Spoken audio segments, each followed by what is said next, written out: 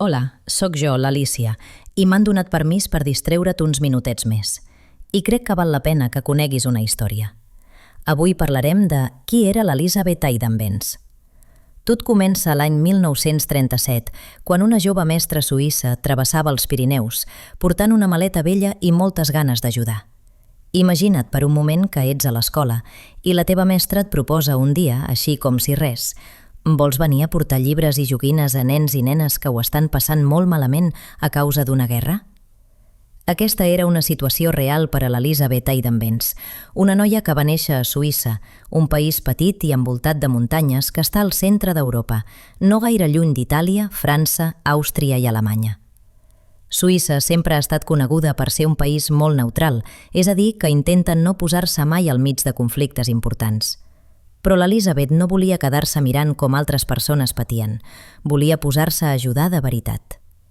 Quan va començar la Guerra Civil Espanyola, el 1936, molta gent de territoris com Catalunya, el País Valencià, les Illes Balears, Aragó o Madrid es va veure embolicada en una guerra molt dura.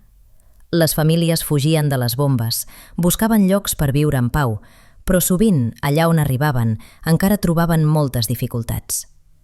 L'Elisabeth treballava en una organització de persones que pensaven que era essencial ajudar qui més ho necessitava, especialment la mainada i les mares. S'anomenava l'Ajuda Suïssa. Quan van sentir a parlar que a la zona de Catalunya i a tot l'Estat hi havia tants nens i nenes passant fam, malalts o sense una casa, van decidir posar-s'hi. L'Elisabeth va ser escollida per venir a ajudar de prop. Imagina-ho. Tenies la teva vida tranquil·la a Suïssa i de cop passes a viure en pobles que no coneixes, envoltada de gent que parla una llengua diferent. Les primeres vegades, l'Elisabeth potser es devia sentir insegura o desorientada, però aviat va entendre el català i va començar a parlar-lo per comunicar-se millor. Aquesta és una cosa molt bonica, veure que algú fa l'esforç d'aprendre l'idioma local per ajudar més. Va treballar repartint menjar, roba, material d'escola, tot el que feia falta. Però la guerra es va anar complicant. A finals del 1938, moltes famílies van haver de fugir cap a França. Les imatges d'aquell hivern són molt tristes. Fileres llarguíssimes de persones travessant la frontera pel Coll d'Ares, pel Pertús, per la Cerdanya. Gent que marxava de casa seva sense saber si la tornaria a veure mai més. Aquest fet es coneix com la retirada.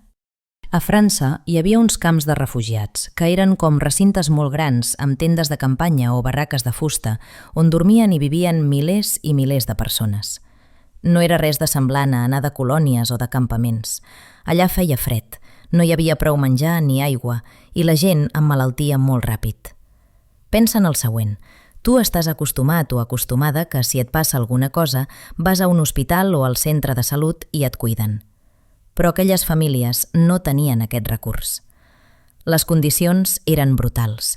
Les persones grans, les mares, els nadons, tothom patia. De fet, molts nadons naixien malalts o tenien complicacions. I aquí és on l'Elisabeth va entendre que no n'hi havia prou amb repartir menjar o roba. Calia fer alguna cosa especial per a les mares i els seus nadons. Se li va acudir una idea: crear una maternitat, és a dir, una casa segura, neta i confortable on les dones poguessin tenir fills i cuidar els seus nadons, protegides del fred i de la duresa dels camps. Sembla una cosa lògica, però ningú no ho havia fet fins llavors. Així va néixer la maternitat d'Elna, que va ser molt important per la gent dels països catalans. Elna és un poblet a prop de Perpinyà, al nord de la Catalunya Nord, que és la part del territori català que ara està dins de França. Allà, en una masia gran i una mica allunyada del nucli del poble, l'Elisabeth va transformar una antiga mansió abandonada en un refugi acollidor. Imagina't l'esforç. Pintar les parets, netejar-ho tot, posar-hi matalassos, reunir llençols i mantes, buscar joguines. T'imagines com devia ser entrar en aquell lloc després de mesos de viure el fang o la pols dels camps? Alguns testimonis, persones que van néixer allà mateix, diuen que era com passar del desordre total a un petit paradís. Hi havia un jardí, escultures, i les habitacions estaven plenes de llum. Era una cosa tan nova per a moltes famílies. Saps què va ser el més sorprenent? Que tot el que oferia era gratuït. L'Elisabet no volia que ningú hagués de pagar ni un cèntim. Tothom tenia dret a ser atès com cal. Això avui pot semblar obvi, però en aquell moment era gairebé una revolució. A la maternitat d'Elna, les dones podien descansar, rebre menjar saludable, banys calents, que era tot un luxe, i a més, podien estar amb els seus nadons sense por. Hi havia infermeres i alguna doctora o metgessa jove i fins i tot una mica d'escolarització per als fills i filles més grans. Al llarg de més de 3 anys, des del 1939 fins al 1944, més de 600 nadons van néixer a la maternitat d'Elna. Has llegit bé, 600 nascuts en un oasi de pau mentre a fora el món continuava sent difícil. La feina de l'Elisabet i de les altres dones del seu equip no era fàcil. Havien de convèncer la policia francesa que la seva ajuda era necessària. Havien de negociar amb ajuntaments i pagesos per aconseguir aliments i moltes vegades tenien por que els tanquessin la casa. Malgrat tot, no es van rendir mai. L'Elisabet era discretament valenta. No cridava ni feia grans discursos. Simplement, cada matí s'aixecava i feia tot el que podia perquè la gent visqués un dia millor. Això també és una gran forma de valentia, persistir. Potser et preguntes, per què va ser tan important per als Països Catalans? Doncs perquè la majoria de famílies que van passar per la maternitat d'Elna eren catalanes, valencianes, mallorquines o d'altres llocs del sud d'Europa que fugien de la guerra civil o de les dictadures de l'època. Allà van poder salvar la vida dels seus fills i filles, i molts d'ells, quan van créixer, van poder explicar aquesta història de solidaritat.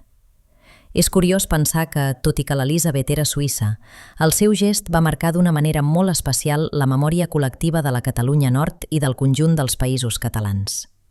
Per molts anys, gairebé ningú no sabia què havia passat exactament a Elna.